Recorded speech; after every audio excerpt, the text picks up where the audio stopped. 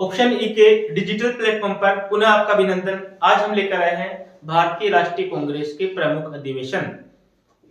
इससे संबंधित जितने भी प्रश्न होंगे वो शायद संभवतः आज में आपके कंप्लीट हो जाएंगे।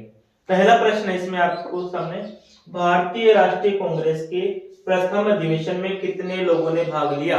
ऑप्शन आपके पास 72, 75, 81, 100। इसका जो सही आंसर है वो है 72। भारतीय राष्ट्रीय कांग्रेस के प्रथम अधिवेशन में 72 लोगों ने भाग लिया था। जो प्रथम अधिवेशन था वो हुआ था बंबई में। पहला जो अधिवेशन है भारतीय राष्ट्रीय कांग्रेस का वो हुआ था बंबई में।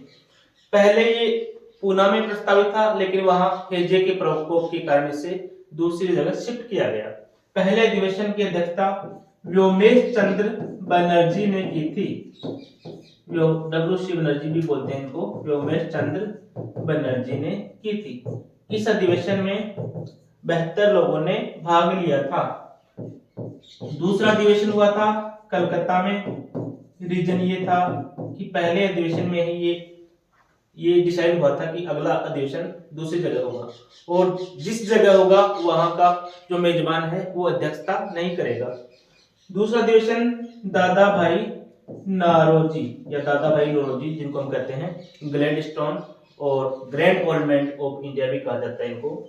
इस अधिवेशन में 434 लोगों ने भाग लिया था। तीसरा अधिवेशन हुआ था मद्रास में, जिसे आजकल हम कहते हैं चेन्नई। इस अधिवेशन की अध्यक्षता बदरुद्दीन तैयब जी ने की थी। बदरुद्दीन तैयब जी प्रथम मुस्लिम अध्यक्ष थे इसके। इसमें 612 लोगों ने भाग लिया था। चौथा अधिवेशन हुआ था इलाहाबाद में, जिसे आजकल कहा जाता है प्रयागराज। इस अधिवेशन में जॉर्ज यूल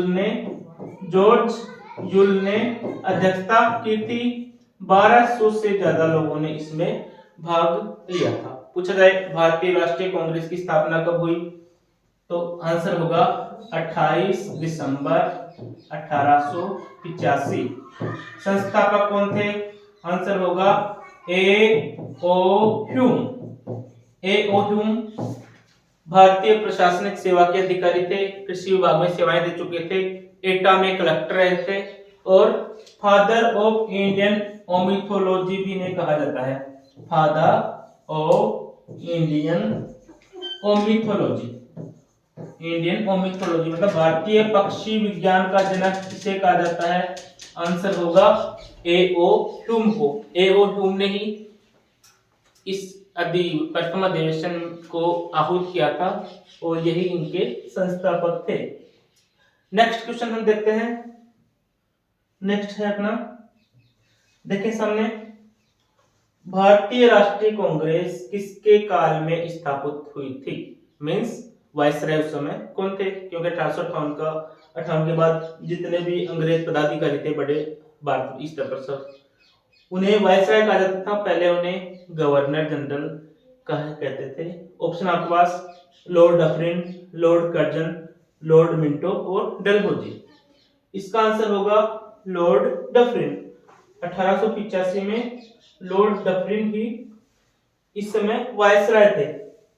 लॉर्ड कर्जन के समय बंगाल का विभाजन बहुत बड़ी घटना थी। लॉर्ड मिंटो ने 1909 का जो रिफॉर्म्स आए थे अपने, उस समय ये थे। चौथा ऑप्शन है डलहौजी 57 से पहले थे, 1857 से।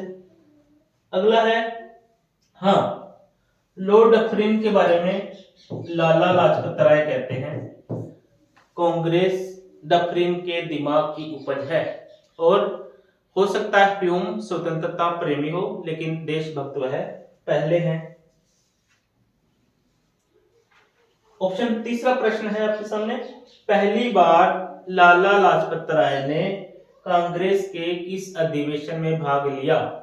आपके सामने 1885 का बंबई अधिवेशन, 1886 कलकत्ता अधिवेशन, 1887 मद्रास अधिवेशन, और चौथा है 1888 इलाहाबाद अधिवेशन। जो इसका करेक्ट आंसर है वो है इलाहाबाद अधिवेशन। 1888। इसका आंसर होगा 1888। इसमें लाला जी ने हिंदी भाषा में भाषण दिया था। नेक्स्ट क्वेश्चन है, पहली बार महिलाओं ने कांग्रेस के किस अधिवेशन में भाग लिया? पहली बार महिलाओं ने कांग्रेस के किस अधिवेशन में भाग लिया? ऑप्शन है 85, 86, 87, 89। जो आंसर होगा इसका होगा 1889 मींस 1889। इसका जो आंसर होगा वो होगा 1889। ये हुआ था बंबई में आयोजित। बंबई पहले एक प्रांत भी था, गुजरात और महाराष्ट्र को संयुक्त रूप से बंबई कहते थे। अगला है, कांग्रेस के किस अधिवेशन में पहली बार किसी महिला ने भाषण दिया? आंसर होगा इसका 1890। कहां हुआ था? ये हुआ था कलकत्ता में।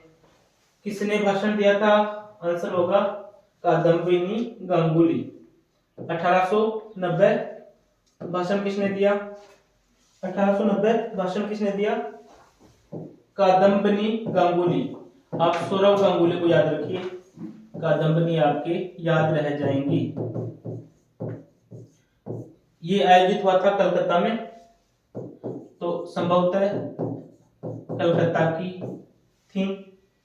ये एक फैक्ट इनके बारे में और भी महत्वपूर्ण है, वो है भारत की पहली महिला स्नातक, भारत की पहली महिला ग्रेजुएट, भारतीय ग्रेजुएट को स्नातक लिख लें, भारतीय स्नातक महिला प्रथम कौन थी? आंसर होगा कादम्बिनी गांगुली। इन्होंने ही 1890 के कलकत्ता अधिवेशन में स्पीच दिया था। नेक्स्ट अपना, पहली बार वंदे मातरम किस अधिवेशन में गाया गया? वंदे मातरम बंकिम चंद्र चटर्जी द्वारा रचित भारत का राष्ट्रगीत है। 1896 के कलकत्ता अधिवेशन में ये गाया गया था। हमारा जो राष्ट्रगीत है वो वंदे मातरम और राष्ट्रगान है जनगण मन आर.एन. टैगोर द्वारा रचित है। नेक्स्ट देखते हैं, किस अधिवेशन में तिलक ने घोषणा की थी कि स्वराज्य मेरा जन्मसिद्ध अधिकार है और मैं इसे लेकर रहूंगा? आपके सामने चार ऑप्शन हैं। लखनऊ अधिवेशन 1916, कलकत्ता अधिवेशन 1917, बेलगांव अधिवेशन 1924 और कानपुर अधिवेशन 1925। इसका जो राइट आंसर है वो है लखनऊ अधिवेशन 1916। क्यों? क्योंकि यही वो अधिवेशन था जिसमें कांग्रेस के जो दोनों दल थे, ग्राम दल और नरम दल, दोनों एक हुए थे और मुस्लिम लीग भी कांग्रेस के साथ मिली थी। इसे लीग कांग्रेस समझौता भी कहते हैं। अंबिका चंद मजूमदार ने इसकी अध्यक्षता की थी। जो 1917 का कलकत्ता अधिवेशन है ये महत्वपूर्ण इसलिए है क्योंकि इसमें किसी महिला ने अध्यक्षता की थी। महिला का नाम था Annie Besant. Annie Besant Irish महिला थी और आयरलैंड जो है वो भी अंग्रेजों का उपनिवेश था, तो वहां अंग्रेजों के खिलाफ होम रूल आंदोलन चला था और वही एनी बेसेंट ने यहां आकर इंप्लीमेंट किया, उसी का होम रूल आंदोलन चलाया था इन्होंने। तीसरा है बेलगांव अधिवेशन। ये भी इंपॉर्टेंट है, इसका महत्व है क्योंकि महात्मा गांधी ने पहली और एकमात्र बार अध्यक्षता 1924 की बेलगांव अधिवेशन में ही की थी। एक है 1925 का कानपुर अधिवेशन। ये भी महत्वपूर्ण इसलिए है क्योंकि इसमें किसी भारतीय महिला का नाम था सरोजिनी नायडू। सरोजिनी नायडू ने इसमें अध्यक्षता की थी। पहला लखनऊ अधिवेशन 1916 अंबिका चंद मजूमदार द्वारा इसमें अंबिका अध्यक्षता की गई। दूसरा कोलकाता अधिवेशन 1917 एनी बेसेंट द्वारा अध्यक्षता की गई, पहली महिला अध्यक्ष थी। तीसरा बेलगांव अधिवेशन 1924, इसमें पहली और एकमात्र बार गांधी जी द्वारा अध्यक्षता की गई थी। चौथा है कानपुर अधिवेशन, इसमें किसी भारतीय महिला द्वारा प्रथम बार अध्यक्षता किया जाना सुनिश्चित हुआ। नेक्स्ट क्वेश्चन देखते हैं, बाल गंगाधर तिलक ने किस अधिवेशन के अध्यक्ष रहे थे? या बाल गंगाधर तिलक ने कब अधिवेशन किसी कांग्रेस के अधिवेशन की अध्यक्षता की? ऑप्शन आपके सामने, लखनऊ अधिवेशन 1916, ये हम देख चुके हैं, अंबिका चंद्र मजूमदार थे इसमें। कलकत्ता अधिवेशन 1917, कलकत्ता अधिवेशन 1911, और डी है इनमें से कोई नहीं। होता यह है, जो नहीं होता वही होता है, तो इसका आंसर होगा इनमें से कोई नहीं। इनमें से कोई नहीं मीन्स तिलक ने किसी भी अधिवेशन में अध्यक्षता नहीं की थी। अगला क्वेश्चन है अपना, कांग्रेस की प्रथम महिला अध्यक्षा कौन थी? चार ऑप्शन आपके सामने, कादम्बिनी गांगुली, एनी बेसेंट, सरोजिनी नायडू और दुर्गाबाई देशमुख।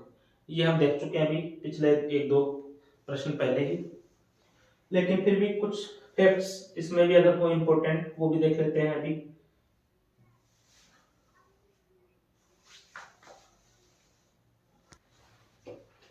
कादम्बिनी गांगुली पहली महिला ग्रेजुएट, भारत पहली महिला ग्रेजुएट और कांग्रेस के अधिवेशन में पहली बार भाषण देने वाली महिला थी। एनी बेसेंट आयरिश महिला भी देखा हमने, आंदोलन चला था आयरलैंड में, वहीं उसी का इम्प्लीमेंट इन्होंने भारत में किया था। सरोजिनी नायडू पहली भारतीय महिला थी जिन्होंने कांग्रेस के किसी अधिवेशन में अध्यक्षता की थी।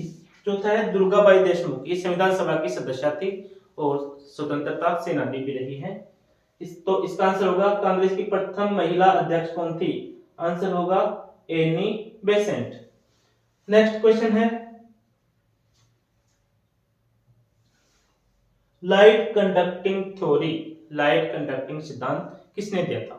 शुरुआत में जो कांग्रेस है उस पर नरमवादियों का, नरमपंथियों का ज्यादा प्रभुत्व था और एक नरमपंथी नेता थे गोपाल कृष्ण गोखले। इन्होंने ही लाइट कंडक्टिंग सिद्धांत को इन्होंने सिद्धांत दिया था। ये गांधी जी के राजनीतिक गुरु थे और गांधी जी ने अपनी पुस्तक गोखले माई पॉलिटिकल गुरु में माना भी है इन्हें। गोखले ने गांधी जी को कहा था 1 वर्ष तक आंखें खुली रखिए, कान बंद रखिए और देश का भ्रमण कीजिए। वही उन्होंने किया। वास्तविक समस्याएं देश में जाके ही पता चलती हैं, गांधी जी को भी यही पता चली। लाइट कंडक्टिंग थ्योरी कहती है कि हमने तड़ित चालक सिद्धांत भी बोलते हैं इसको, कि हमने अंग्रेजों के अत्याचार से बचने के लिए कांग्रेस का सहारा लिया। 2 तरह की थ्योरी प्रचलित है कांग्रेस की स्थापना के संबंध में, कांग्रेस की उत्पत्ति के संबंध में, जिसमें पहला है light conducting theory. Next question है, सुभाष चंद्र बोस ने किस अधिवेशन की अध्यक्षता की? इसमें आपके पास ऑप्शन है हरिपुरा अधिवेशन 1938, त्रिपुरी अधिवेशन 1939, उपयुक्त दोनों, और डी है फैजपुर अधिवेशन 1937। ये बहुत ही कंफ्यूजिंग वाला प्रश्न है, हालांकि इसका आंसर सी भी हो सकता है और ए भी हो सकता है। रीजन क्या है, हरिपुरा अधिवेशन में तो उन्होंने अध्यक्षता की ही थी सुभाष चंद्र बोस ने, लेकिन त्रिपुरी में भी शुरुआत में सुभाष चंद्र बोस ने ही अध्यक्षता की थी। बाद में गांधी जी से मतभेद होने के बाद गांधी जी द्वारा समर्थित पट्टाभी सीतारामैया को उन्होंने हराया भी था और कांग्रेस से इस्तीफा देकर उन्होंने फॉरवर्ड ब्लॉक का गठन कर लिया था। इसलिए इसमें अध्यक्षता तो की थी, लेकिन बाद में डॉक्टर राजेंद्र प्रसाद को अध्यक्ष बनाया गया था। तो जैसा भी आरपीएससी, आरएसएमपीबी जो भी है अपने बोर्ड चयन आयोग, वो माने वही सही होगा। नेक्स्ट क्वेश्चन है अपना, आजादी के समय कांग्रेस के अध्यक्ष कौन थे? आजादी का समय मतलब 1947। ऑप्शन आपके पास जे बी कृपलानी, मौलाना अबुल कलाम आजाद, पट्टाभी सीतारामैया और पंडित जवाहरलाल नेहरू। इसका जो आंसर होगा वो होगा जे बी कृपलानी, क्योंकि 1946 में अध्यक्ष थे तो वही अध्यक्ष रहेंगे रेगुलर। मौलाना अबुल कलाम आजाद सर्वाधिक समय तक कांग्रेस के अध्यक्ष रहे थे, क्योंकि 40 से लेकर के 45 तक कोई अधिवेशन हुआ ही नहीं था, वही रहे थे। तो कलाम साहब को एक उपलब्धि हासिल है, सर्वाधिक समय तक कांग्रेस के अध्यक्ष रहने की, कांग्रेस के अध्यक्ष रहने की। एक है पट्टाभी सीतारामैया, इन्हीं को सुभाष चंद्र बोस ने हराया था। हालांकि देश आजादी के बाद 1948 में जो जयपुर में अधिवेशन हुआ था, इसकी अध्यक्षता पट्टाभी सीतारामैया ने ही की थी। नेक्स्ट क्वेश्चन है, हम गर्व से घोषणा करते हैं कि हम अंग्रेजों के राजभक्त हैं, यह कथन किसका है? ऑप्शन आपके पास व्योमेश चंद्र बनर्जी, गोपाल कृष्ण गोखले, दादा भाई नौरोजी, फिरोज शाह मेहता। मोटे मोटे बात चारों ऑप्शनों में एक बात तो कॉमन है कि सभी उदारवादी नेता हैं। तो कौन सा उदारवादी नेता है जिनका ये कथन था? तो आंसर होगा डीबीएन मींस दादा भाई नौरोजी कथन। गोपाल कृष्ण गोखले तो कहते थे अगर कोई आजादी की बात करता है, कोई स्वतंत्रता की बात करता है, उसे जेल भेज दो, क्योंकि उस समय राजनीतिक जो जागृति थी वो थी नहीं लोगों में, इसलिए वो अंग्रेज शासन को आशीर्वाद के रूप में मानते थे। इसका आंसर क्या होगा? डीबीएन या दादा भाई नौरोजी। नेक्स्ट क्वेश्चन देखते हैं, कांग्रेस का प्रथम विभाजन किस अधिवेशन में हुआ था? ऑप्शन आपके पास कलकत्ता अधिवेशन 1906, कलकत्ता अधिवेशन 1911, सूरत अधिवेशन 1907, लखनऊ अधिवेशन 1916। इसका जो करेक्ट आंसर है वह है 1907 का सूरत अधिवेशन।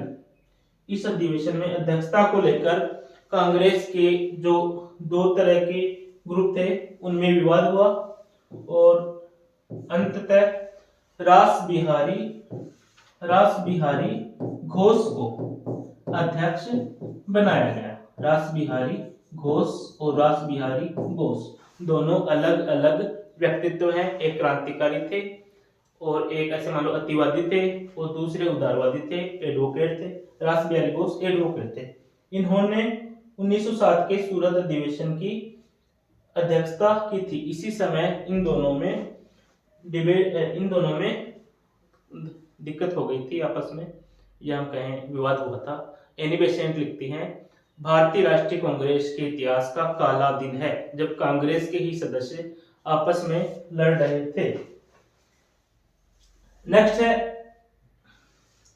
पूर्ण स्वराज्य की मांग किस अधिवेशन में की गई थी? ऑप्शन आपके पास गुवाहाटी अधिवेशन, लाहौर अधिवेशन, कराची अधिवेशन, लखनऊ अधिवेशन। इसका जो करेक्ट आंसर है वो है 1929 का लाहौर अधिवेशन। इस अधिवेशन में पंडित जवाहरलाल नेहरू ने पूर्ण स्वराज्य की मांग की थी और आगामी जो 26 जनवरी 1930 था उसको पहला स्वाधीनता दिवस मनाने का संकल्प लिया था। Thank you.